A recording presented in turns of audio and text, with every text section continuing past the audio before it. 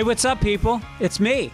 It's your host, the guy that you were hoping would be here when you turned on the podcast, Greg Fitzsimmons. Sebastian is my middle name. It was I chose it as my confirmation name when I was about 13. When you're Catholic, you have to get confirmed, and you get to choose any saint's name. And I chose Sebastian because he was a saint that was a martyr. He was tied to a tree in Rome and shot full of arrows, and he would not renounce Jesus Christ, his Savior. He would not stop believing that there was this guy that floated into the heavens and was taking care of his life. Meanwhile, he died of arrows. So, best I could come up with. There was also a giant sheepdog that lived at the end of my street named Sebastian. Might have had something to do with it.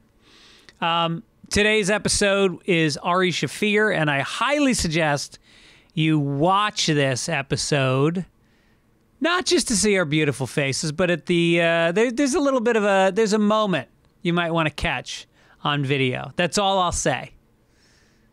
And yeah, I got some big announcements coming about the show, by the way, that are very exciting, and I think you will like. So that's coming in the next couple weeks. In the meantime, let's talk about this fucking rain. I don't know if you've read the news, but in California, it is raining, baby. Coming down hard. We don't get much rain. And everything's flooded. All the streets are flooded. I'm driving my Prius through these pools that I'm afraid are going to short out the fucking battery. But it's fun. People are losing their shit. We also got football season is wrapping up. This was the last week in the regular season. And I don't know if you followed the whole Damar Hamlin thing. He is the safety for the Buffalo Bills who got hit so hard, his fucking heart stopped on Monday Night Football last week. And I was watching the game, and I really love Monday Night Football because it's almost like, you know, when you got a hangover from drinking so much you need a hair of the dog. And that's what it is. I binge football all day Sunday, and then I get withdrawal on Monday, and then Monday night you get that one extra game. So I settled in. I picked up some Pollo Loco, had a fucking bean and rice burrito sitting there. And I watched the game, and the game starts out hot. Fucking touchdowns on either side. 2 all-star quarterbacks are playing, and then boom, this poor bastard gets hit, and he goes down. And I don't need to tell you the story. I mean, if you're not aware of it, it was pretty heavy. And my wife came home, and I'm sitting on the couch, and I'm weeping. I was just openly weeping, and I don't know where that came from. I think it was maybe how much I love football and how much you admire the courage of these guys that play this game, and then you see this thing happen, and just both teams coming together and honoring him. And I don't know, it was pretty fucking heavy. But anyway, so Buffalo comes back Sunday. It's their first game back since the incident, and the opening kickoff, Buffalo is receiving first. So the very first play of the game, Buffalo receives a kickoff. And I forget the guy's name. He ran it back for a touchdown. He ran like 90 yards for a fucking touchdown. It was crazy. It was like the answer everybody was looking for of like, how is Buffalo going to deal with bouncing back from this trauma? It was, and then the guy scored a second run back touchdown on a kickoff, which I've never seen in an NFL game before in my life. It was a fantastic game. Bills won, and I guess Hamlin was tweeting throughout the game. Everybody wore number 3 on their jerseys. It was pretty sweet. It was what the game definitely rose up. It rose to the challenge of what happened. It's been a great year in football. It really was. It was a great fucking season. One-handed catches were very big this year. Suddenly wide receivers were pulling in the ball with one fucking hand and dropping their toes just inbounds. It was crazy catches this year. That's what I watch for. Those catches where a guy just lays out his body and gets 5 feet in the air and pulls that ball in. It's just incredible. Anyway, what else happened this week? We had I did a lot of spots at the Comedy Store. I'm getting ready to tape another special, and I'm putting the material together, and big lineups at the store this week. It was like Sebastian and John Mulaney was in town doing spots every night. Whitney Cummings, Jeff Ross, Mark Maron, Theo Vaughn, Ron Funches, Ali Wong, just every night, just killer lineups, great crowds, a lot of fun. Idris Elba come into the, I'm standing about to go on one night, and he walks right up to me, and I'm looking at him like, what, am I in the movies? Like, he's one of those guys that's so famous and such a movie star that you just stop. You just go like, what the fuck? And people all kept, like everybody on the staff, all the comedians, everybody was walking in just to look at him. That's a star. That's a beautiful man. Anyway, so that was a lot of stand-up this week. I watched 60 Minutes last night with my daughter, which I kind of regretted. It was an episode from a couple weeks ago, and they were talking about climate change, which if you're a denier, you're going to go down in history as a fool. That's all I'll say. There have been thousands of studies, and they're all saying that man is causing the climate to change. We now have such an overpopulation. Forget the climate change. Overpopulation. We got 8 billion people on the planet. The planet, they say, can handle about 3. The Earth can sustain 3 billion people. We have 8. I think that's what they said. I think those are the right numbers. And we're just decimating all our natural resources. And there's so much mass extinction. There's no fish. Without the fish, the birds don't eat. The mammals don't eat. The marsupials, the otters. What about the otters? They got to eat fish, baby. The fuck? So anyway, I watched this with my daughter, and then I felt really sad because she's 19 and she's just looking forward to life. She's just, finishing up her preparation of schooling and stepping into the world. And this is what she's faced with. And it is daunting and it's depressing. And I felt really bad. But I also felt like maybe this will be a rallying cry. Maybe this is something that she'll step up and do something about in her lifetime. I don't know what. Maybe she'll adopt an otter. We'll keep it in the bathtub. I don't know. I shaved this morning. I was thinking about shaving. What a weird concept. We grow hair out of our skin, and we take a razor, which normally you stay away from razors. You're very scared of razors. Razors cut you. And then you take that razor and you quickly swipe it down the skin of your face. And you cut the hair off before it can grow out. It's just it's so fucking aggressive.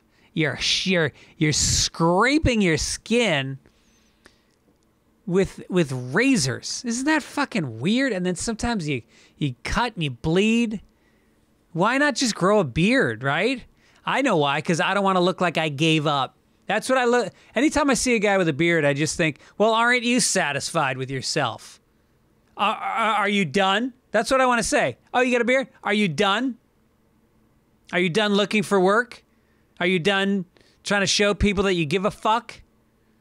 Are you directing now? Are you an actor that's now directing? I don't know. I had an orange goatee for years, and I'm convinced it fucking killed my career. I don't know why my wife allowed me to walk around with an orange goatee for like 3 or 4 years during my prime acting years. Or I should say not acting years.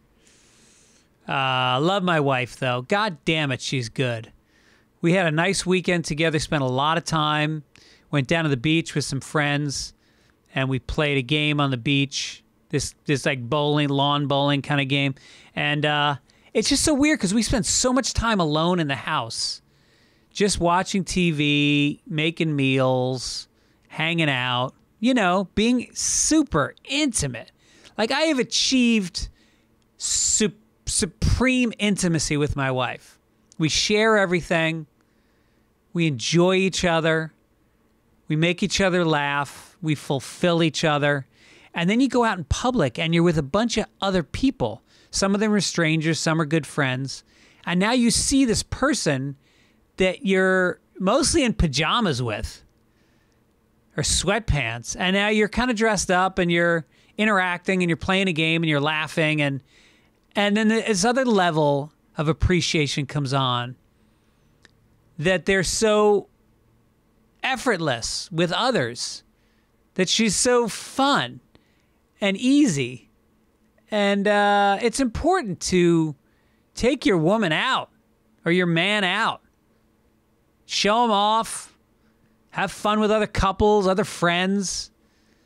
It's a part of it. Some people really cloister themselves off. You got to get out. Anyway, let's get to some mail. Gaz writes in and says, watching the latest papers, you're hilarious. You are either bouncing your leg or you are so still that I think your video is frozen. I love your energy or lack thereof. You and Mike are the best manic duo ever. Yeah, I bounce my leg. I have ADHD. And when I bounce my leg, I don't do it consciously, but it keeps me focused, keeps me awake and alert. If I don't bounce my leg, I go into a vegetative state. Bob says, Dearest Greg, I thought you might like to know your cock received a loving shout-out on the latest episode of Joe Rogan's Pod featuring Mark Norman, Shane Gillis, and Ari Shaffir. Congratulations to you and your cock, and thank you for all your excellent content. Did I read this one already? If I did, you know what? I'm reading it again next week, too. Cannot give enough love to my big cock in the media. Here's some overheards. This comes from Tubal Kane from Ireland. He says, at an Irish pub, amongst a bunch of cordial, regular customers, two women began talking about one of the woman's jackets, the feel of the fabric, and the cut of the garments. One of the guys nearby says, how can you be so into attire? Eliciting laughs among several guys. Within 20 seconds, a golfer on TV who teed off while his shirt was untucked. One of the guys who just laughed at the women stated, so I guess you don't have to tuck your shirt in anymore. Another one says, oh, so he's going to be fined? A third says, so who's into talking about attire now? That is a thing on the Pro Tour, is you have to tuck your shirt in. And I think you cannot wear shorts. And the same goes at certain country. Sometimes I play at fancy country clubs, like somebody will invite me to play. And I have to remember to tuck my fucking shirt in. What are we doing here? Can't golf just be fun? I think you should dress. I hate it when I go to a public course. I saw a guy in Crocs recently. I mean, just give a little bit of a shit. But let's not make it a snobby thing. Let's keep it accessible to the people. Another one from Ireland. Josh writes in, two lads in Tralee, County Kerry, talking about their night on the lash. Whatever, a night on the lash. I guess that's out drinking the night before. One of the lads overconsumed and said, quote, I would have been a fair bit disappointed in myself if I died last night. Yeah. I'm not sure what that means, but I like this. I like the ring of it. I'm going to Ireland in August with my family, my sister, my mom, kids. And I can't wait. I can't wait. I'm emailing with my buddy, Tio Hoare, who lives in County Cork. I'm going to try to rendezvous with him and see his family. It's going to be great. All right. One more overheard, and then we'll move on. Martin says, a couple walked past me in the street. A woman, in a moment of realization, oh, yeah, I remember. How's he doing? Man pauses and replies with a deep sigh, divorced. So I don't know what that sigh was. It could be a good sigh, could be a bad sigh, but it's a sigh. All right, I'm boring. I'm fucking boring today. Jesus Christ. I missed a coffee, and I apologize. This hasn't been my funniest podcast, but I will tell you this. I'm going to have a lot of coffee next week. I'll be at the Atlanta Punchline, January 19 through 21. Portland, the Helium Comedy Club, January 26th through the 28th. Philadelphia, Helium Comedy Club, March 9 through 11. Also coming to Boston this spring. All dates at fitzdog.com. Get your tickets. Come out and see some live comedy. I also want to tell you this, that this show, Fitzdog Radio, is sponsored by BetterHelp. BetterHelp is a very important part of this show. I love that I get to put their message out because I'm a user. I'm a user of BetterHelp. It's something like, you're trying to be your best self. I have tried my whole life. I don't know what has driven me to try to be my best self. Maybe I even push myself too hard. But when you're firing on all cylinders, it's amazing what you can get done. But life can get to you. You can get depressed. You can get anxious. It can keep you from achieving things. And if you work with a therapist, you can get to the closest version of your best self. You get empowered, and you start to be able to handle things that are being thrown at you by life. So I started BetterHelp before the pandemic. I'm still using it. I still feel a lot of depression. I've been having a rough time lately, the last couple weeks. I've just got a lot going on. I'm not processing it well. And I talk to my therapist, and I'm able to shrink things down and start to focus on the good things I've achieved in my life. And I keep a list, and my therapist has me read that list to her. And I come out of it feeling empowered and ready to take on the world. I can do it. If you're thinking about giving therapy a try, BetterHelp is a great option. It's flexible, it's affordable, it's way more affordable than in-person therapy. Entirely online. You fill out a questionnaire, you get matched with a licensed therapist. You can switch if you don't like the therapist that you got. If you want to live a more empowered life, therapy can get you there. Visit BetterHelp.com/Fitzdog today. Get 10% off your first month. That's BetterHelp.com/Fitzdog. Also, HelloFresh. Go to HelloFresh.com/Fitzdog22 and use code FITZDOG22 for 22 free meals plus shipping. What? That seems crazy. Go to HelloFresh.com/Fitzdog22 and use code FITZDOG22 for 22 free meals plus free shipping. It is, it's amazing. It's America's #1 meal kit for a reason. Get involved. Okay. Let's get to my guest, who today is the great Ari Shaffir. You know him from his podcast, Skeptic Tank. He did some yoga one that was funny and weird. He had a series called This Is Not Happening, which was amazing. And he's got a new special called Jew that you can see on YouTube. It's a great special. I loved it. We talk about it on the podcast. Here he is, Ari Shaffir.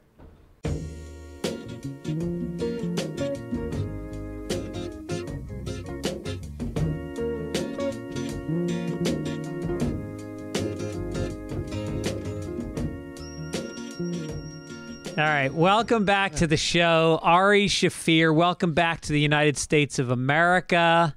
Thanks, buddy. Last saw you at AT&T Stadium. That was fun. That was, yeah, that was cool. Yeah, we went to doing it. Thanks for inviting me. You know, it's one of the few stadiums in the country that I've had thought a lot in my life about wanting to go to.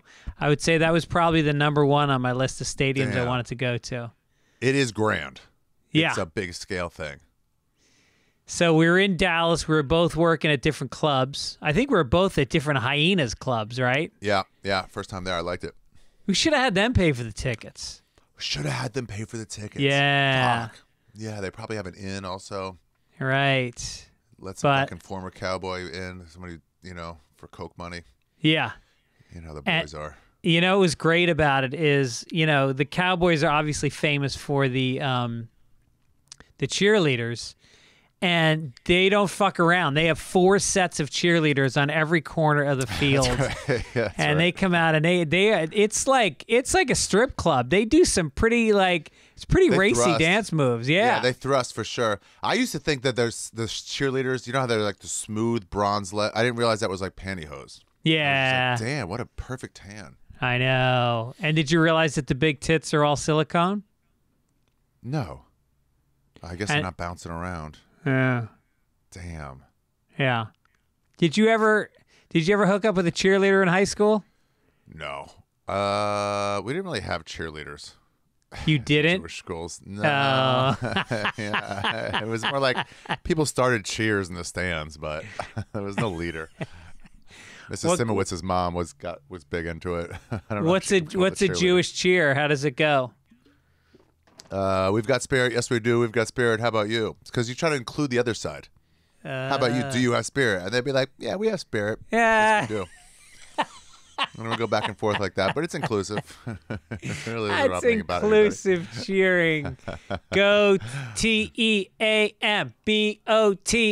teams. Both of you. Yeah, exactly. Yeah, we had some cheerleaders when I was in high school that were just stunning. I mean, and it really was like They wore it all day, right?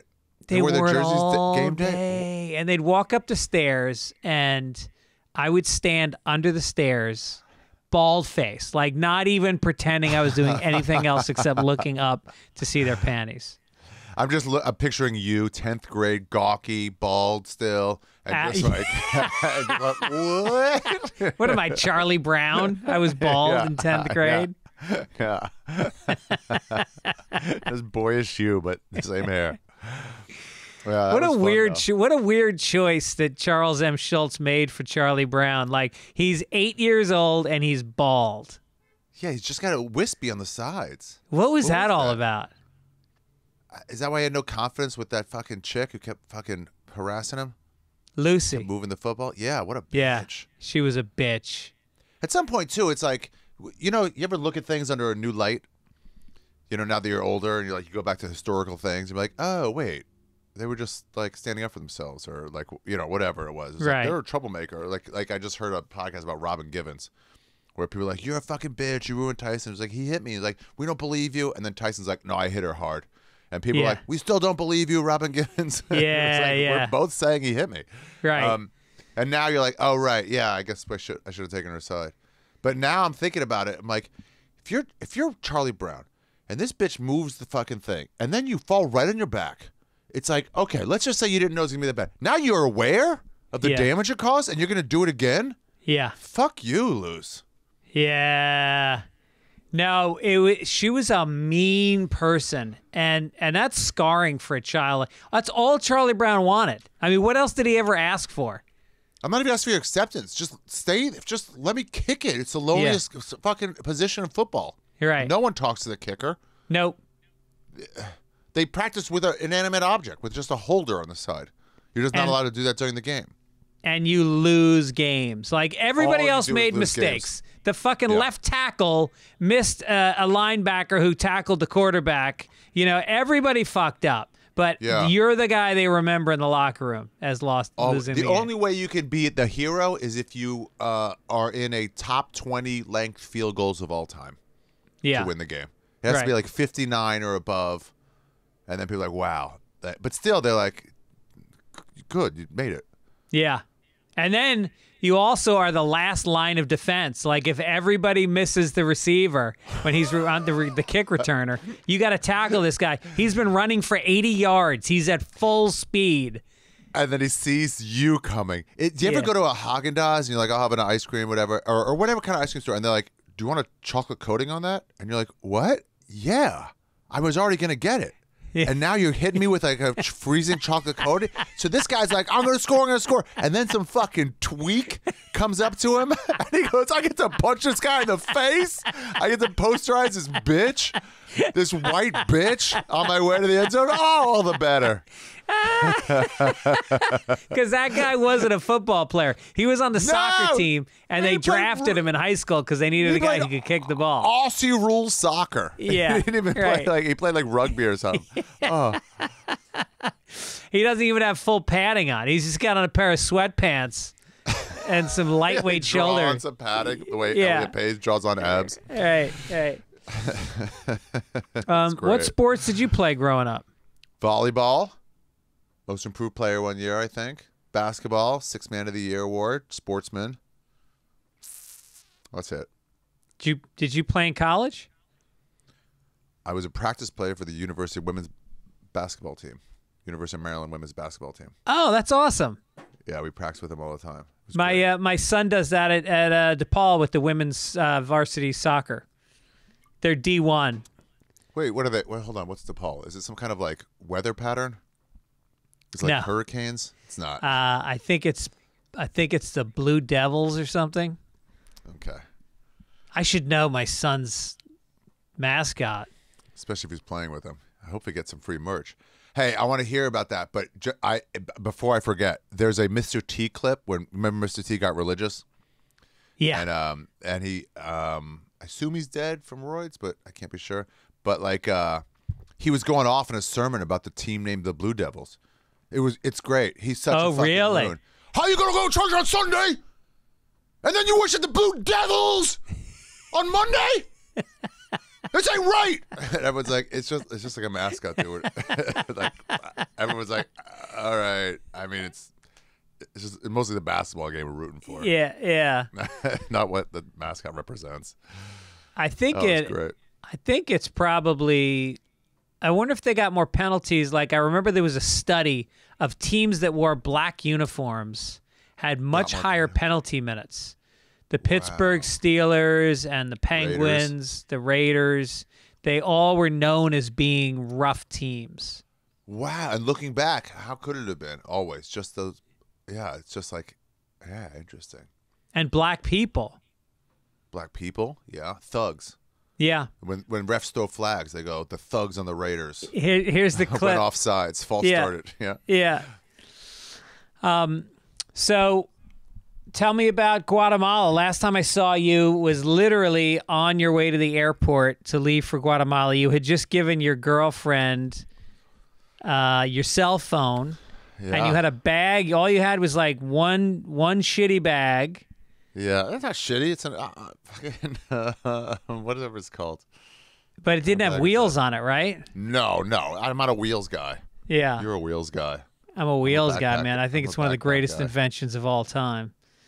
That's like, call it quits. You look with pity at those people in the airport with wheels. Yeah. You guys. Yeah. Why would you not want to carry a 50-pound bag when you can wheel it? You got to get it onto fucking suitcases, on buses and stuff. Yeah, I dropped you off. Then I dropped the car off. I made it my way back.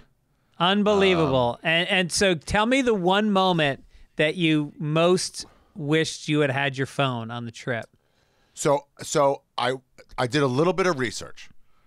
I knew it'd be some this isn't ideal, but I'll make do. I know that. The trade-off of not being like locked onto your phone, which I saw people and like hostels doing that, like on their phone and then they have to like shake out of it like, oh shit, sorry. Like you're in fucking Guatemala and you're wasting time, Right.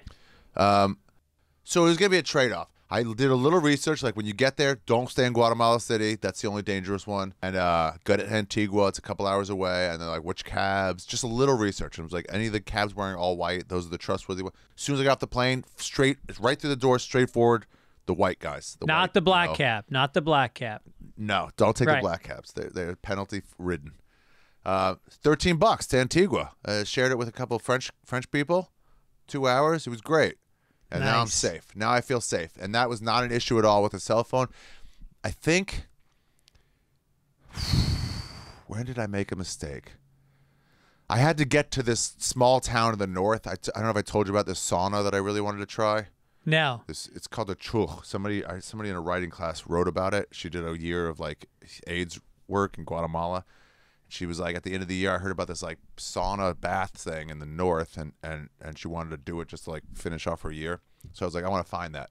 But I asked at the hostel, I was like, are there any shuttles that go straight to the town, Todos Santos? And he was like, no, no way. You can barely get shuttles to like a main town like 3 hours away. Yeah. So I was like, fuck. I'm like, how do you, where, I saw these chicken buses. They buy buses in America, like school buses, and then drive them down to Guatemala, resell them, and they paint them up like lucha libres. No shit, really? Yeah, it's so cool. Yeah, they're so colorful and beautiful. Wow. Neon greens and stuff. And sometimes they haven't painted them yet, so you'll see like, Lincoln High, Red Raiders, and they've just started to paint over them. That's hilarious. Yeah, but I was like, what's the schedule? There's no schedule. He's like, you got to go there. Nothing's on the internet. Yeah. And so then I'm like worried about it, but it was all fine. I was. Did you get to the sauna? Yeah. Yeah, I found Wow. a place, found a shitty hotel, $6 a night was the best they had. Yeah. Poop in the hallways. Really? And like, yeah. Oh, not you poop I mean, there's pieces of poop like in the hallways, just like loose dogs, just shitting everywhere. And then you got to go to the bathroom in the middle of the night. I just pissed in a bottle. I was like, nah, I'm not doing this. And was the sauna nude? It was cool. Yeah, I wore a towel. No, I ended up wearing a bathing suit. It was it looks like a fucking doghouse, but all like concrete and mud and shit. And then they light a fire in there over some volcanic lava rocks, and then they put like hot water and cold water on the side, and then you just like completely bathe and like spritz water on it. It was cool. It lasted like 30 minutes. Not the longest thing in the world, but it was cool. Wow. Yeah, but I mean, no white people. Really? Not even like few. There's other parts like Chichicastenango. I was like, oh, there's not many here for the big like festival, but like there were none. It was cool. I was gonna leave, but then I was like, nah. Yeah, it was fun. How's Watch your the World Cup Spanish? there. Got a lot better. Yeah. Good. How's yours? Not good. Both my kids are completely fluent because they studied it from. They went to a dual immersion school, so for kindergarten through third grade, they only spoke Spanish in school. Wow. And then all the way through high school, they took half their classes in Spanish. So we go to we've been to a lot of Spanish-speaking countries on vacation, and they just are like, boop, boop, boop, boop, boop, boop. I mean, fluent. Oh, that's great. And we'll go to Costa Rica, and they'll be like, you can't tell your kids are from the United States because they learned from Spanish-speaking teachers. Oh, that's cool. So they have that accent like that. They have, you're right. Yeah. Oh, wow, that's cool. Yeah. And so nice- was there any I know you got a girlfriend, but were you propositioned or any situations with women while you were over there? No, it's a pretty disgusting place. Really? Women-wise. Oh, Really? Yeah. And short too. The dudes are all like 5'4" tops, and the women are just like, I mean, they're just workers, dude. They're tough. Yeah. The like 12-year-olds are like grizzled and like graying, and like it's just like they work, bro. They make these tapestries for and then it takes 3 months to make those. And I talked to multiple people in different places, like how long does it take to make this? They're like 3 months. Like, how much do you work? 3 hours in the morning, 3 hours at night. From 10 years old, you got to start doing that. And did you buy one? Fuck no, fuck them. I don't do that goddamn shit. I got Amazon, bro. I bought some other stuff. I did make some other stuff, but it's so cheap. You start doing the math, like, no, I've seen it cheaper over there, and then you do the math later, and you're like, yeah, it was like $20. Yeah, maybe $30 for something right. that took them 3 months to make, and it's gorgeous. I should have just bought them for everybody. I know. I remember being in Bali on my honeymoon, and like the exchange rate was like 27, whatever their peso was or whatever over there, and I remember talking a guy down because that's what you're supposed to do. And then I left and I went, well, I just saved a nickel. And that would have been like a lot to that guy. Yeah. You know? You're supposed to do that, though. He's still charging you too much, even after the talk down. Yeah. You're only getting him down like so much. Was there any incidents, like any crime or issues with guys? No, I was around worried people a lot, even at the hostels. I made friends with this Australian guy who was he was like 8 months into like a 2-year travel. Uh-huh. It's so fun talking to these people. Yeah. These kids, dude, and they're in the most amazing adventure of their lives. Yeah. It's so cool. and so I'll use an excuse to like pay whenever I can, or like without them knowing, or it's just like I just want to be part of their fucking trip because they're on like $30 a day tops. Yeah, Australians take long ass when they turn like 19. And I remember when I was backpacking, there was a joke. What's the difference between E.T. and an Australian? What? E.T. went home. It's not bad. It's not bad at all. And they're rugged. They'll sleep on the side of the road. They'll eat whatever the local food is. Yeah, it's so funny too because like some stuff was 8 quetzals, which is like 100 quetzal was like $12, so 10 is like $1.20. So some stuff was 8 out of 10, 80% of $1.20. And then other stuff was like 20, and they're like, nah, not today. Wow. And it's like, dude, you're gonna fill up on this for $2.50. Yeah. Like, man, it's a long time. He even learned in Spanish. He goes, I'm traveling for a year, so this is out of my price range. Yeah.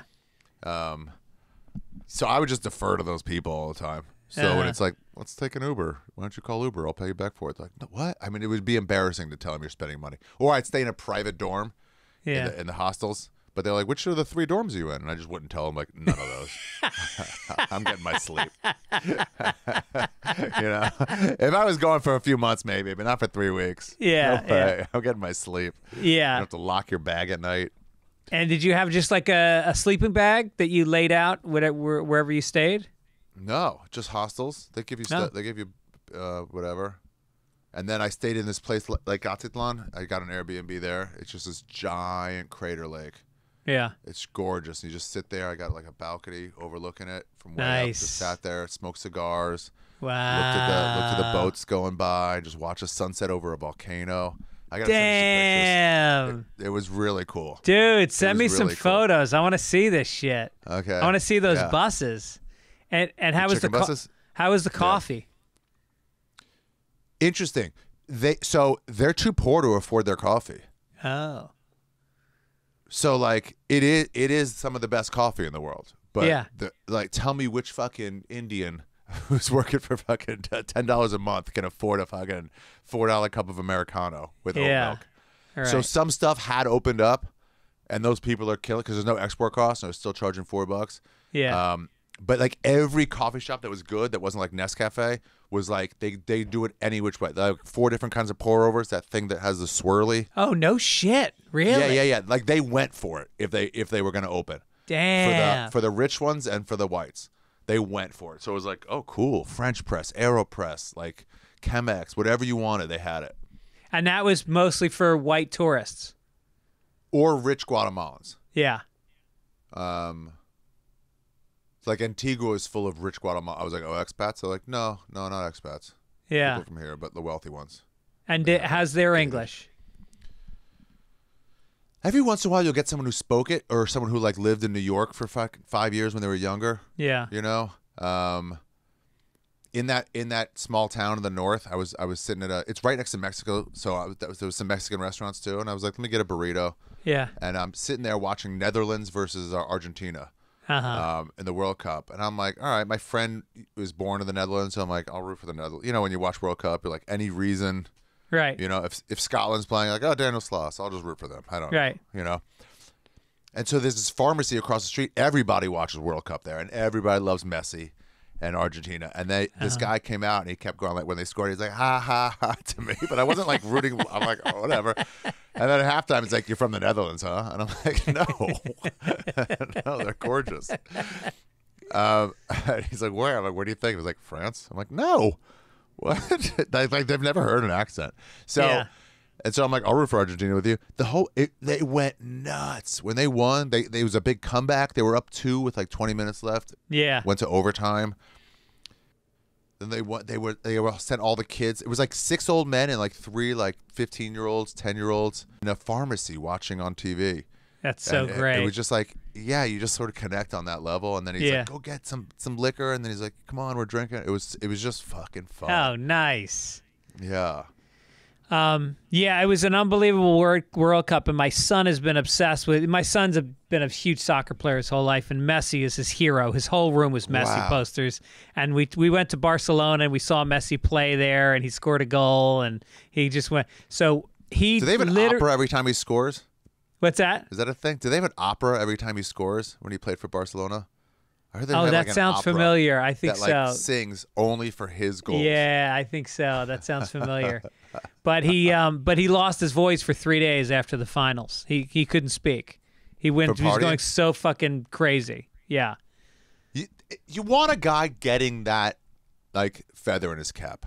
Yeah. An all-time guy. You know, like when Charles Yeah. Barkley retires and he didn't get, you're like, fuck. Yeah. Still, he's Barkley, but it's like you just want him to get that. And the World Cup means so much to those motherfuckers. It's like you not winning a Cable Ace Award, you know? It is like that. It is And a lot now like they're that. gone. Now you can't get one. Yeah. That is annoying. Who won Aspen last year? I won that one year. Did you really? Yeah, I did. They gave me a nice little trophy. And, That's and cool. the best part was it was me, and it was like, do you remember Naked Trucker, Dave Keckner, and Yeah. they Yeah. won for best like comedy sketch group, and I won for best comedian, and there was somebody else who won for like best alternative or something. And so they said to us backstage, we were going on before a show, and they were like, we don't have a lot of time, so nobody say anything. And I'm like, you've got the 3 funniest people in the festival, and we can't say anything? And so I got up on stage, and I literally grabbed the mic from the guy, and I shit on everybody in the festival. And Keckner was like, that wasn't cool, man. I love those alt guys who just don't know what it's like to be an animal. That Well, wasn't cool. Like, we're not here for this. We're here for laughs. Yeah. I know. And he's actually one of my best friends now, but at the time I didn't know him, and I think he thought I was an asshole. Remember? Yeah, exactly. Like, what the fuck? Like, shut up. Remember, who's the guy? Rob Riggle. I was on at midnight with him. Yeah. And it was him and Swartzen, I think. And it was like first joke, and me and just David Taylor, and then Danish and O'Neill would sit and write. There were like no writers. But then that one guy who wrote for the roast,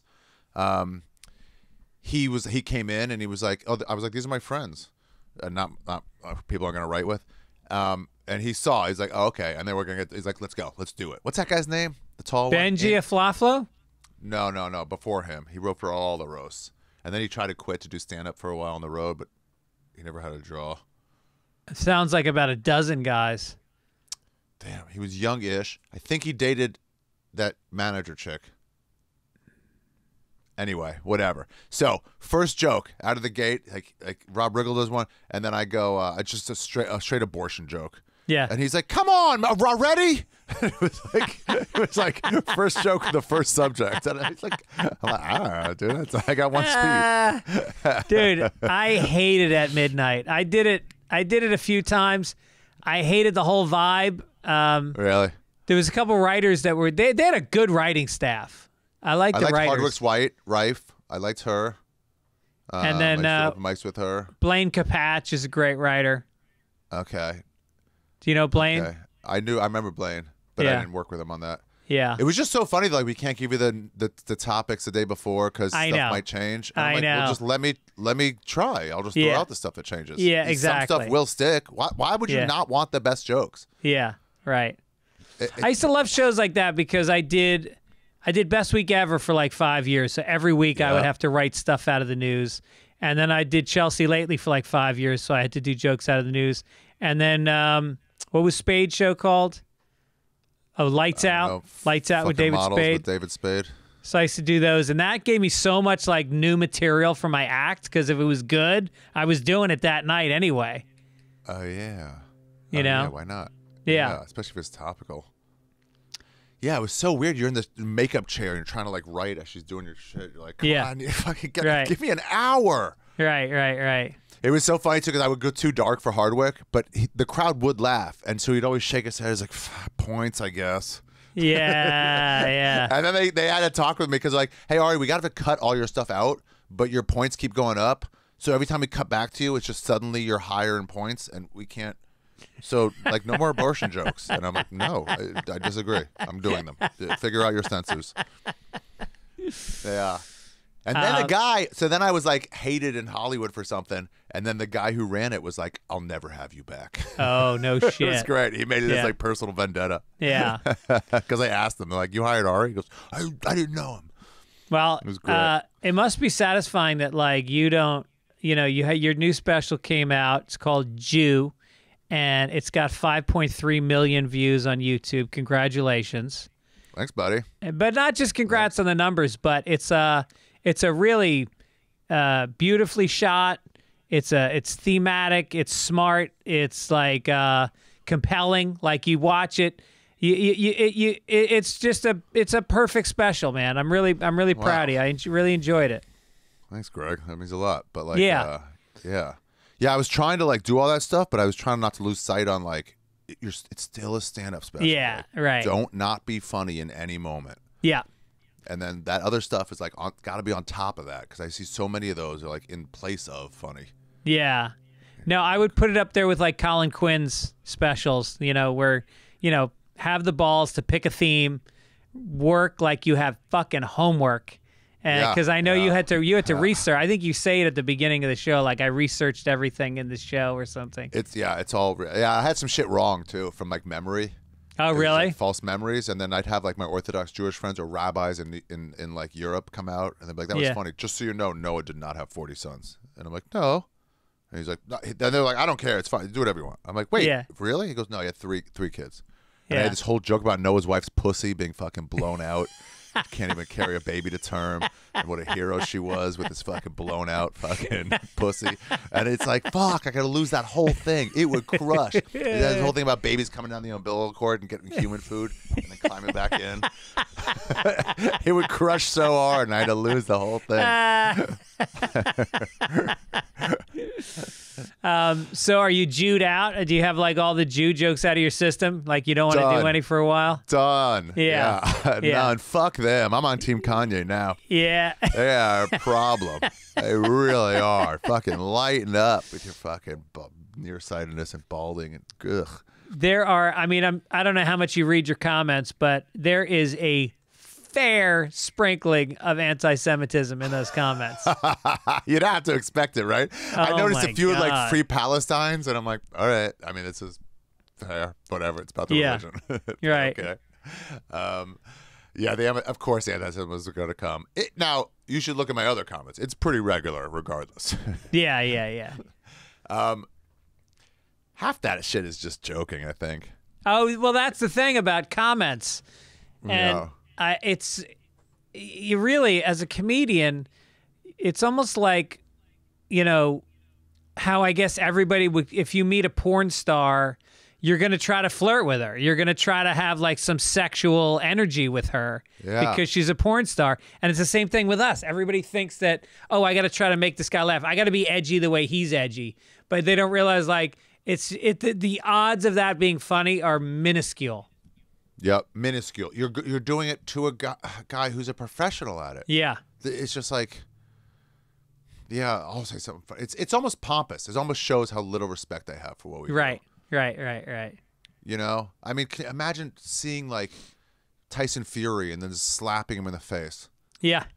Like I always felt bad for Muhammad Ali because he would always shadow box with people. He would always fake spar with them, and he must have fucking hated that. But everybody wanted that photo. Tell me a joke. What's that? You think that's their version of tell me a joke? Yeah. What's your joke when people say tell me a joke? Oh, I should have one. What's yours? I don't. I just go, it's not, Lady, that's not how it works.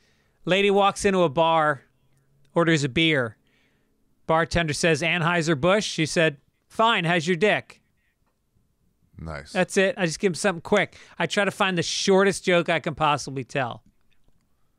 And one that's not so good that they'll ask me for another one. That's smart. But that's just a straight street joke. That's pretty good. Yeah. That's pretty good. Yeah.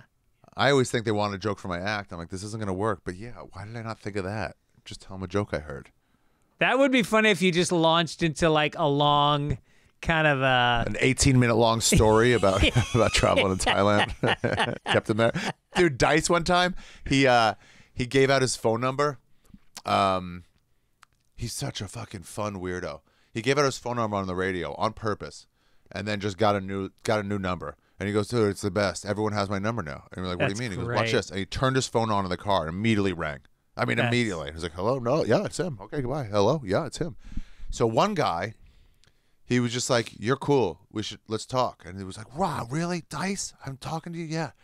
And he's just such a fucking troublemaker, Dice. So he has this going in, and he's talking to the guy. And after a while, the guy's like, "Oh, this was great." He's like, "All right." And then Dice calls him like a day later, and he's like, "What the fuck?" And he's like, "Yeah, man, just wanted to say hi. You were cool." He's like, "Awesome." And then he just kept calling him Yeah. all day, all week. Called him at work.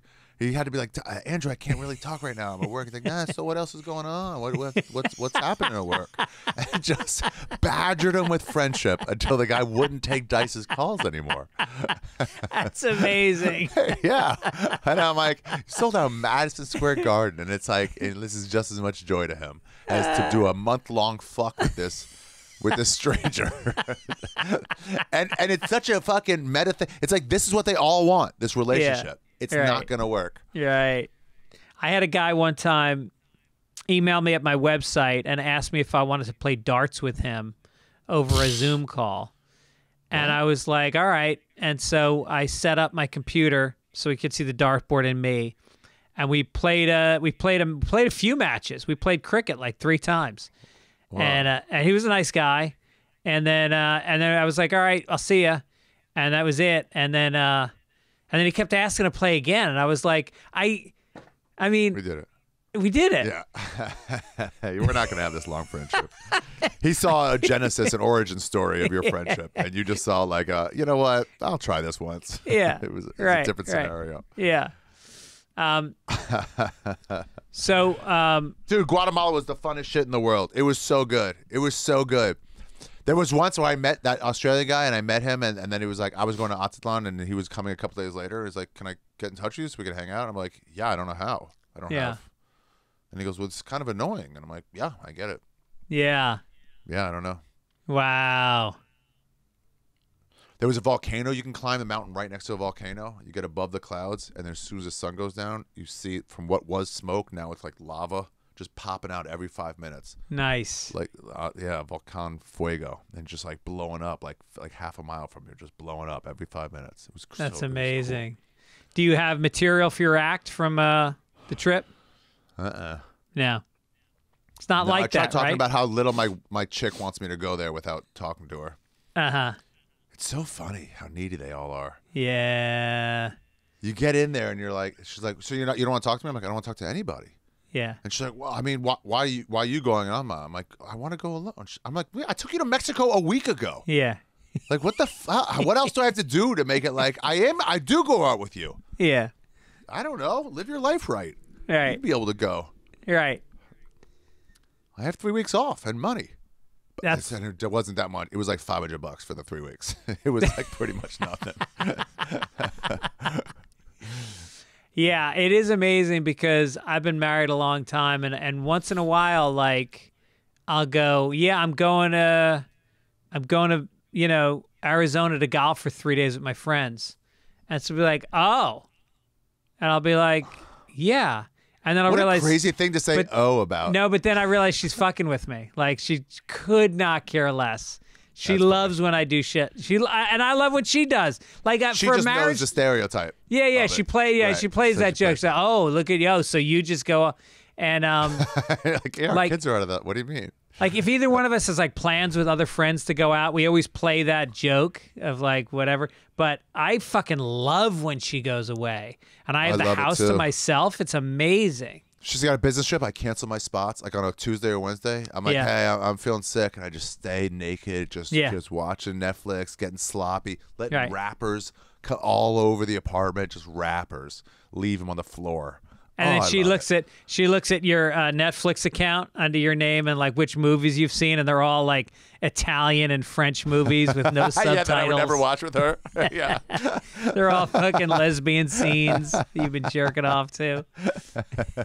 Dude, she finds me sometimes. So, I come back late. She's got a job, so she'll go to sleep at 10 or 11 or whatever. And I come home at like 12 or 1, and I smoke weed. And if I'm drunk, leftovers are great. But if I'm high or keep getting high, I watch Netflix. And then, sometimes I'll jerk off. And then at some point, I get so tired that I sort of fall asleep. Yeah. Sometimes on the couch, and sometimes I'm like, "Oh, fuck, I got to go upstairs." But I'll jerk off sometimes, and at like 3 a.m., you just fall right asleep. And then at 7 a.m. or 8, she comes down and finds her boyfriend with a fucking sock around his dick. They're just like out. From like, oh, where is he? To like, ugh. Couldn't you have just fucked a hooker? What the ugh, dude? I hope to God she takes a photo at that point. She probably did. And then just wake up like, oh, that's not what it looks. Yeah, all right. Yeah. That's exactly what it looks like. I was out with my friend Mary Fitz when I lived in New York. She had a boyfriend who was from Northern Ireland. He was from Belfast, and he was a fucking drunk, but he was like a really good-looking dude, so she went out with him. And and they'd been going out for a long time, and their sex life had gone to shit. Like they just never had sex. And so me and Mary went out to lunch, and he was working as a fireman. So he was coming off like a 24-hour shift, and he came in, and so he was home, and then we came back from lunch, and he was drunk because he would go from his shift to a bar, and then he'd come home shit-faced, and we come back into the living room, and he's passed out on the couch, pants around his ankles, tissues on his belly, and his hand on his dick, and he's out. And she fucking starts screaming. She starts punching him. You don't fuck me. You fucking jerk off in the middle of the day. You don't fuck me. And I was fucking howling because I introduced them. It's so funny. That's what chicks don't understand. That's what we do if they weren't around. Yeah. And so it's like that's our natural state. Yeah. Is just to do that once in a while. Yeah. Rogan had a joke about it where he's like, how come you're this way with your friends, but you're polite and very nice when you're with me? And he's like, because that's who I really am. Have you ever jerked off with another guy? What do you mean? Like I jerk him off, he jerks me off? No, like a circle jerk type of thing, or like you're in the same room. I got caught in sleepaway camp jerking off. Uh-huh. Thought no one was in the bunk. Somebody was in the bathroom and saw me. Yeah. And it was like, what are you doing? And it was like 13 years old, between 12 and 14. It was pretty early. It wasn't like we all jerk off kind of thing. You get caught in college. Like, I'm embarrassed, but we've all done this. Yeah. This was not that stage. So I didn't know what to say. I could have denied it, but I just panicked. And I go, yeah, dude, it feels really cool. And he's like, what do you mean? I'm like, try it, dude. It feels like legitimately good. So then he goes over to his bunk. He starts masturbating. Someone else comes in, and they see two dudes across the room fucking scratching their dicks.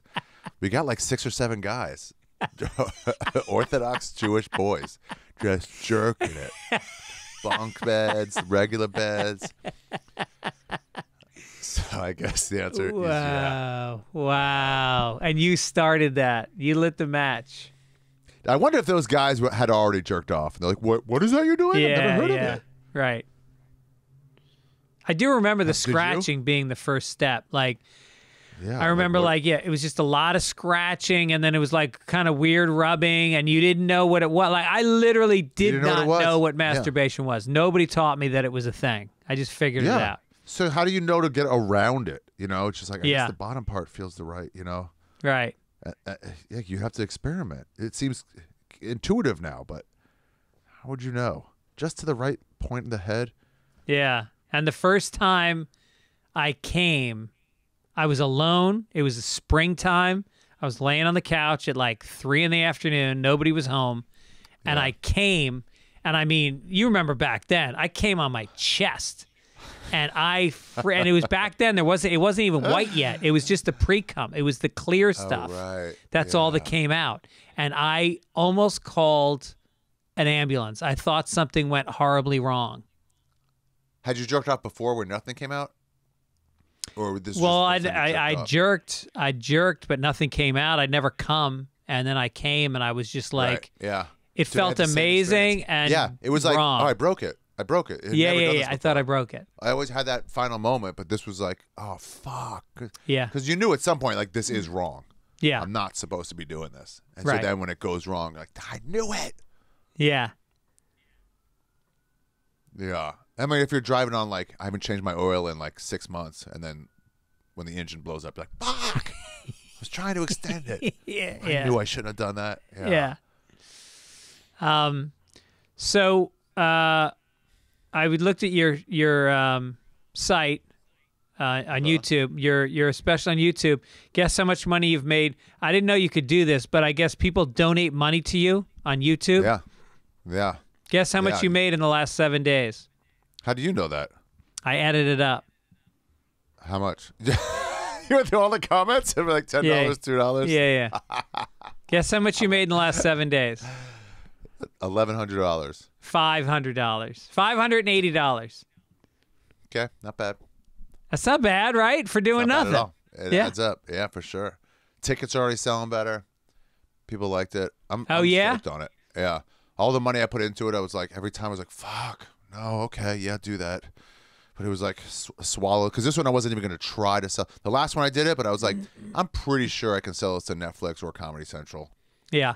Sold to both of them and then lost my show because of that. But like, this one I was like, I'm not even going to offer it to them. So like, I'm going to eat all this. Like 100%. So every like, well, we can get this, but it's an extra $5,000. I'm like, fuck. All right. Yeah. Yeah. At first I was like, no, I don't want that cost. And then I was like, no, put it in. Yeah. So anyway, I'm glad. I'm doing the Beacon in March. I saw that. That's exciting. Yeah, it's exciting. That's a rite of passage for a New York comic. Never done it. I've seen shows there. I saw Louis and List's movie. Uh-huh. I saw Sturgill Simpson. Oh, really? There, yeah. And I think I saw not Modest Mouse, someone else there, but I forget.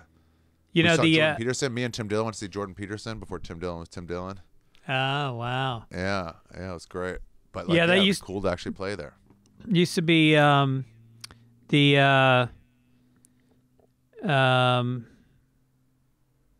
what's that band? Used to play there. They used to do a week every year.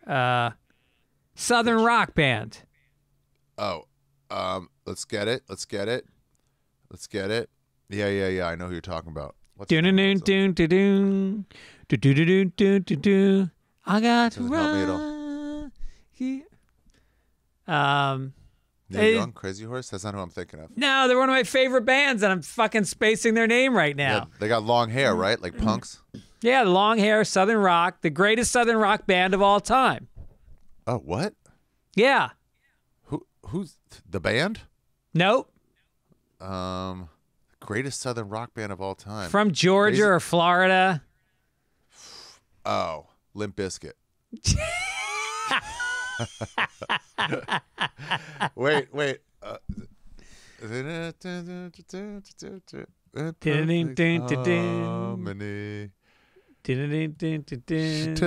Talks to Angels, is that them? She Talks to Angels, is that their ballad? No, that's the Black Crowes. Black Crowes is who I was thinking of. It's not them. Who's the best Southern rock band of all time? It's not Marshall Kings of Tucker. Leon. Marshall Tucker. No one even knows who that is. Who's the greatest I got Southern it. rock? I'll give you a hint. They're brothers. Allman Brothers. Yeah. How did I not fucking... They're like one of my favorite fucking bands. I swear to God, my brain... I take Alpha Brain every day. I take Lion's Mane mushroom supplements. I do Sudoku puzzles. I do the Wordle. What the fuck? Just to stay sharp. Yeah. Unbelievable. Dude, That's all I got. I don't have the looks. I don't have the athleticism, but I always had a brain. That's what got me through. I was clever. I was funny. Protecting it. And now I can't Yeah. remember anything. Fuck. And you don't smoke that much weed. No. I met a guy who does the New York Times crossword puzzles, makes them. You Will one of those, Shorts? No, like the guy who's in third. Okay. Like Will Shorts is the best. This guy's Yeah. up there, but not Will Shorts. That's his. He's never gonna catch. That's the Beatles to his Beach Boys. Yeah. He's like, I'll always live in that shadow. But a really brilliant guy. And I was like, yeah, I'm having trouble remembering stuff like vocabulary. Like I said something I couldn't remember the word. And I was like, I think it's because I smoke weed. He goes, really? I smoke weed. And I'm like, what? He goes, I just don't think that's the reason. I'm like, is it because I read no books every year? He goes, that's what it is. Yeah. I know. It's a muscle, man. It's a muscle. Yeah. And it atrophies. They say you should always be learning something new, whether it's a language or a craft or do art or do something where you're creating new neural pathways in your brain all the time, or else they atrophy and they die. I'm writing a book on Harvey Weinstein called The Good Years, and it's just up to the point where some rumors start flying, because it's like I don't want to be mired in negativity, but I'm leaving it open for someone else to continue that, and it's helpful to really write out, interview people, talk to some people. Some people are like, I can't use any of this. And you, even when you tell them we're only talking about the early years, they still don't want to stick it in. They still want to be like, I mean, yeah, you gave me a part, but did you know? I'm like, that's enough. Yeah. That's enough. That's enough. It's like, no, I have to. I'm like, no, it's okay. Stop the tape. Right. Yeah. But, well, so that's how I practice my brain. I want to, and you were an English major too, right? As a kid in college? Yeah, literature. I think we talked about that once. Yeah, we were both English it. majors. Who's your Read favorite American? Found a book in a hostel, and I fucking read it. It was like, oh yeah, what I book? could do this. The 621 to Paris. It was a French translated book. Huh? From the Strand. I saw it was Okay. like the Strand bookstore. So it got from New York City, like 6 blocks from me, to a hostel in Antigua, picked up by me, read, and then brought back here. Nice. Yeah. I used to love Philip Roth a little bit. I love Neil Gaiman. I don't know what country he's from. Did you ever read the Human Stain by Philip Roth? No. It was like a total precursor to wokeism, and he wrote it in like the 60s, and it was about a professor at this university, and he goes to take attendance the first day of class, and he calls out these 2 girls' names, and they're not there. And so the second day of class, calls out attendance, same 2 girls aren't there. Third class, calls out their names, they're not there, and he goes, well, I guess we got a couple of spooks. And then it turns out that the 2 girls were black. And the school, a bunch of black students got outraged, and they wrote letters and they protested, and the school demanded that he apologize. And the guy said, fuck that. I was saying spooks like a ghost. Yeah, And, and they're like, why can't you just apologize? Because then it says that I was being racist. Exactly. But I wasn't. Right. Yeah. So he doesn't apologize, and his whole life goes to ruin, and he becomes a human stain in this New England like college town. You know who should do this movie? Larry David. Yes. I could see him going, no, I'm not going to apologize. I wasn't doing anything. And then he gets fired. He goes, I'm fired. And his wife's like, Larry, just apologize. Just say you didn't mean it that way. Why would I even say that? Why would I say that? Yeah. I was talking about spooks. Yeah. That's so fun. That's interesting. I love these precursor ones. And you're like, damn, you nailed it. Who's the Ayn Rand book? The Fountainhead. Oh, She really? writes in like angry responses to an out there like commenter. She writes it so well, and there's this point where everybody turns on this main artist, and then it's like it covers everything you see when any comic is like under fire for something. It's like a couple people defending them, most people going, I can't defend you anymore, and then like someone that they know writing an op-ed about them. Yeah. It's so interesting. It's like, whoa, you just like, that guy was in that scandal. Oh, it's so great. Right. And it was written in the, I don't know when, 60s, 40s. Yeah. I just got my daughter to read A Confederacy of Dunces. She just finished last night. I remember that. Raving about it. It's the funniest book ever written. I mean, in terms of pure laugh out loud, like how many books, you got like Kurt Vonnegut can make you laugh out loud. Joseph Heller, maybe. The Salinger book, that one, the most famous one, Catcher in the Rye. Catcher in the Rye. In like 8th grade, I was dying laughing at him. Right. His old professor farting during like serious discussions, and I was like, who is this guy? Yeah. And Catch-22 is very funny, but nothing comes close to Confederacy of Dunces. That's cool. I'm gonna reread it now. Yeah, maybe I'll reread it. Yeah. Maybe we'll have a book club. Should we have a book club? I've thought about this so many times. Me and Adrian said we were going to do it, and we even found it's like in Madison at a used bookstore. I'm like, let's just see what they have doubles of, and that's what we'll read. Right. And it was just some dumb crime, easy to read, because I know she's not like, a literature person.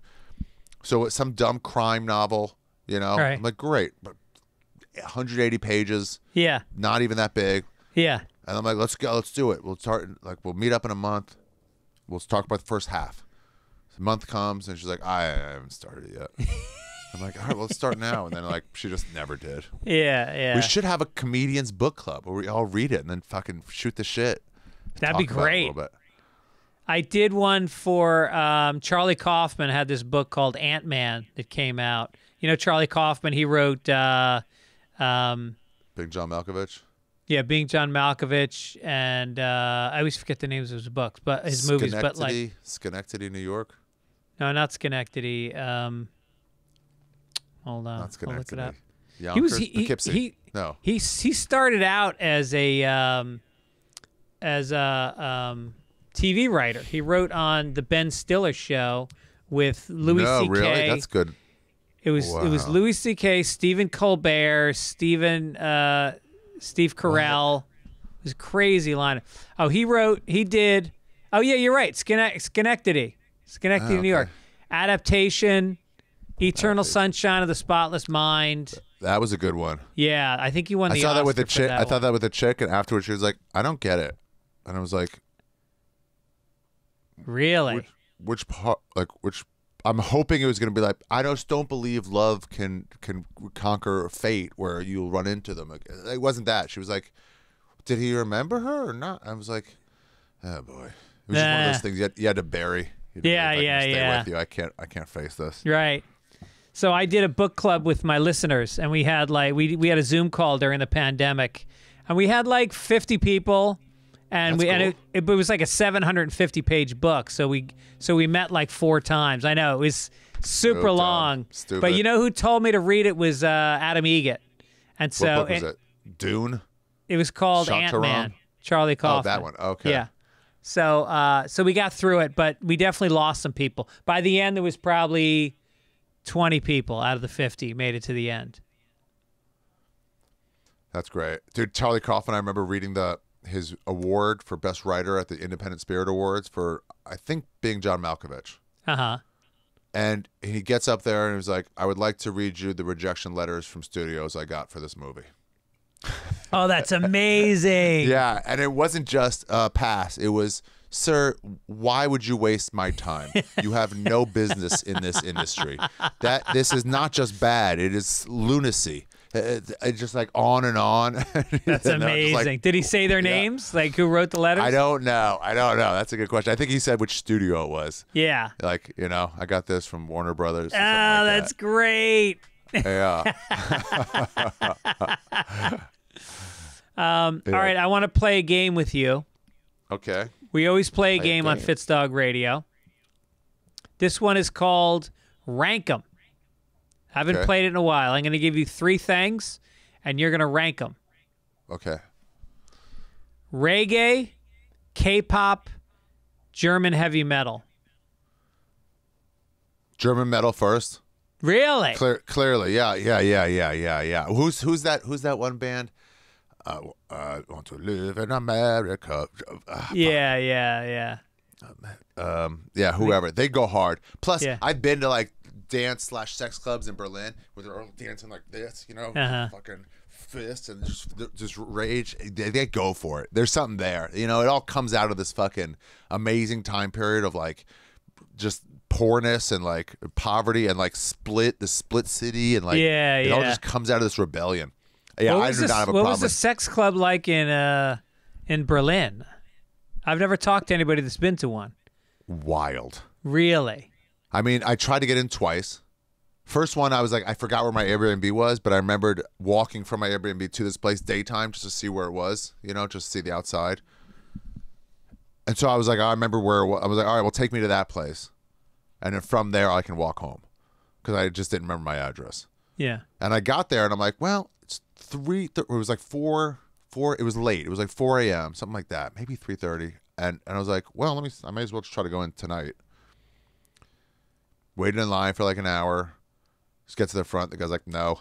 Damn it. Why can't they go into the line and say no, yes. Yeah. So the Right. the yes is you guys can wait. Why do they need me to wait to Right, get the right. no? Come to me. Yeah.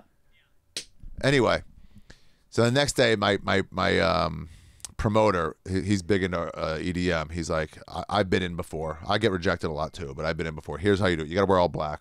And I was like, well, my coat's like green. He goes, leave that at home then. It's cold. It's December, but you just can't bring it. Yeah.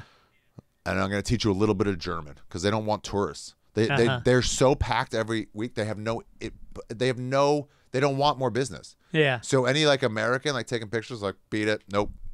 And people, I'm going to write a bad review. Like, sure, go for it. We don't care. We're sold out every night with the best sound system in the world. Like, right.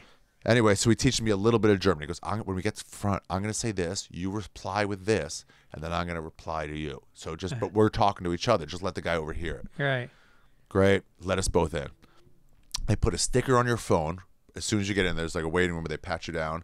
They get to my that that ski vest or whatever, like the little hidden pocket in your arm. Yeah. They was like, what's this? And they pulled out some like pills, and I was like, they're like, it's fine. And they just put it. They just don't want you having knives. So they want you doing drugs. So we get in there, put our coat away. There's a bunch of people who were like, he puts his coat away. There were a bunch of people just like zonked out, had just left the place. They're in the lobby now. There's a story that somebody checked in their GIMP to the fucking coat check. That's amazing. And made them wait there. So as soon as you open the door, the music's hitting you. It's overwhelming. There's smoke. There's people. And it's like, whoa.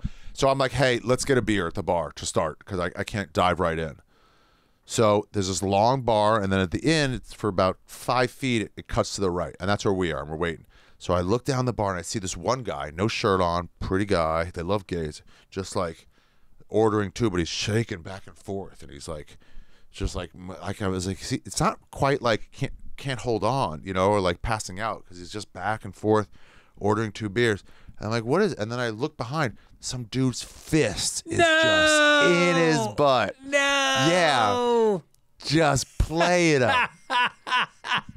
And it was like, what? Damn. It was wild. And then, I mean, that's just start. That's before you even go in. Yeah. So then, like 3 hours later, you're on ketamine and whatever else, you find in the bathrooms, and people just get, and then you pass by some girl just fucking, just like blowing some dude, and you're just like, whatever. Yeah. Like hours in, it doesn't matter. And I was so scared to dance, I'd be looking at it like a fool. But then you see like fat guys with like socks and shoes, and that's it. Just like jumping up and down. And you're like, it doesn't matter if I look foolish.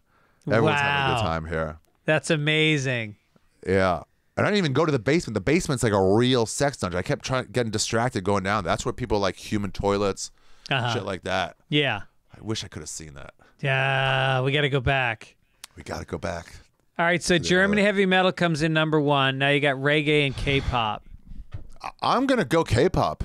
Only for like the who follows them. I got no problem with fucking Korean, teeny boppers. Yeah. That's who they are. They're fine. They're playing their role.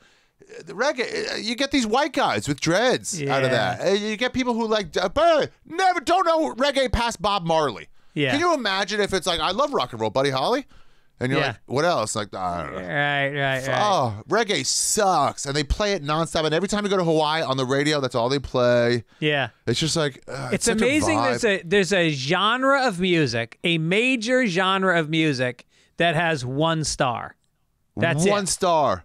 And then Yeah. you always get a guy, you say that to, like, what about Yellow Man? What about something? Like, no one knows who that is, dude. Yeah. No one knows who that is, and you don't know his new stuff. Right. Okay. Yeah. Reggae fucking sucks a dick. Now I'm mad. Ugh. What about ska? What do you think about ska? I was way into it. It does suck. Yeah. It's one of those things that you're punk was embarrassed. with no anger. Right. It's one of those things you're embarrassed that you used to dance to a lot when you were in college. Yeah. Yeah. Yeah. Yeah, exactly. And you would dance to it because it was easy to dance. You had a skanker up there dancing. You just bounce. It's like, let's take the rage of punk and make it fun. Let's add horns. That'll be nice. But imagine if these guys could play music. How would that sound? Right. Like, all right. All right, here's your next rank 'em. Okay. Hillary Clinton, Melania, and whatever Biden's wife's name is. We're just going on like assumed pussy smell. Yeah. I mean, okay, that's a tough one. Whatever Biden's lady is, I like how neither one of us know. You always forget Melania. It was the president's piece. Yeah.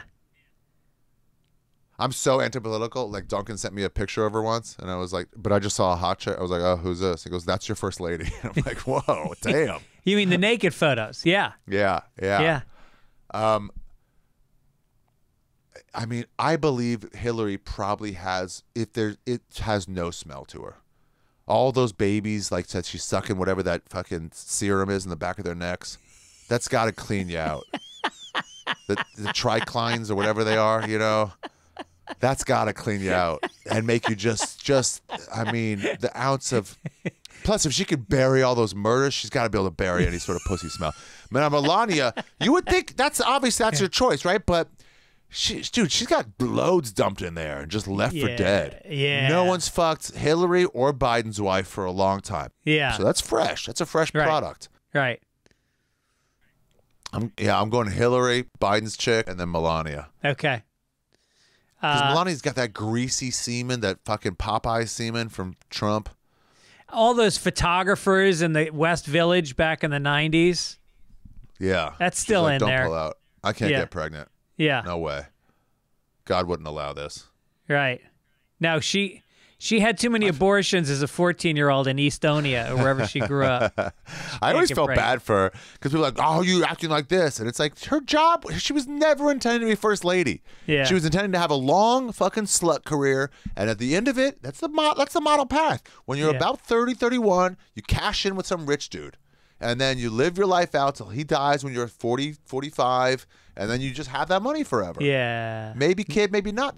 And then suddenly she's thrust into the fucking spotlight. You're wearing the wrong things. I don't know.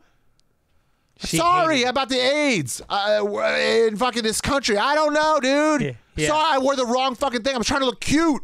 I'm a model. I'm a model, and I hate Christmas. Yeah. My dad was murdered in front of me, and I was hot. What choice did I have? I went to Epstein's Island. I met a guy. He became president. Yeah. Yeah. You know that rumor, right? That they met on Epstein's Island? No, really. It's pretty well documented that what's his name? Russell Simmons was with Melania on Epstein's Island, and Trump came along, and he saw Melania, and he asked Russell if he could have her, and he gave him up to her. Wow. Yeah. Russell, like, whatever. He's like, there's a million women here. What do I care? Yeah. Plenty more 6-year-olds to go around. Right. Wow. They weren't all like that. There were a lot of like 14 and 15-year-olds, I'm sure, but. Yeah. I love the golf excuse. I was just there to play golf. Well, by the way, it was not all underage women. There was tons of, women. There were some guys who were like, I want to fuck a 28-year-old. Do you have any of those? Like, I don't want a 10-year-old. Right. And they're like, well, we got nothing for you here, then, man. It's like, it was probably mostly not that. Well, that's what the guy, I met Dennis Hoff, the guy that used to run the Bunny Ranch in Nevada. Oh, yeah. And he said his biggest earner was like this 40-year-old woman who was not that hot, because a lot of these guys would come in and they were 60 years old, 55 years old.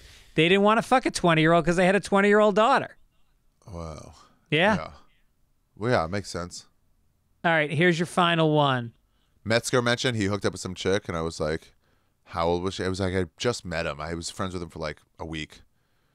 And he was like, yeah, I was like, how old was she? And he said she was 40. I think we were both 39 at the time. Yeah. He's like, she's 40. And he just like wouldn't stop making fun of me for like a year. He goes, just your natural reaction. You weren't trying to say anything. I was like, she's 40. And you just in the back, you're like, ugh. Just like, you weren't even trying to get attention from it. Dude.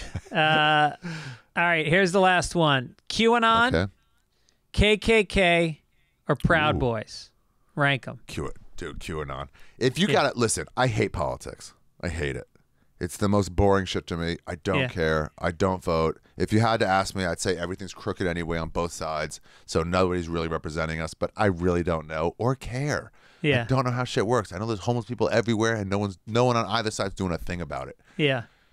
But like, if you got to be harassed by somebody to listen to some shit that you don't care about, which is right wing, left wing. Oh, Biden doesn't know how to do this. Oh, Trump's breaking apart the parks. And I don't care. I mean, then you want a fucking Dungeons and Dragons tale. Yeah. You want some fucking crazy conspiracies. They're fun. They're fun to listen to. They're great and the stories. ones that don't go to Jew, the ones that just go somehow not to Jew, the 10% of those are also quite cool. And then even the ones that do go to Jew, you're like, how's this going to go to Jew? Yeah. Man, there were this earthquakes. How's this going to go to Jew? And then you're like, wow, you found a hole. It's a 8 degrees of Kevin Bacon. Yeah. You know? It's always the Jew. I'm like, yeah, I don't know. I find it powerful. I love QAnon. I'll listen to those guys all day. Yeah. You ever listen to someone's gossip about people you don't know? About their work gossip? Yeah. And I just get into it. I'm like, I love it. And then what did Mary say to Tom? Yeah. And so those are the ones who went out. No, those who didn't go. Oh, Tom went out with Mary's friend. Okay. Wow, what else? That's QAnon, but on such a higher level. Yeah. God damn. And then who are the other ones? KKK and the Proud Boys. I heard Gaffigan once like bitching about QAnon. It's like they're all anti-Semitic. I want to be like Gaffigan. No one takes them seriously. They're not actually doing anything. Right.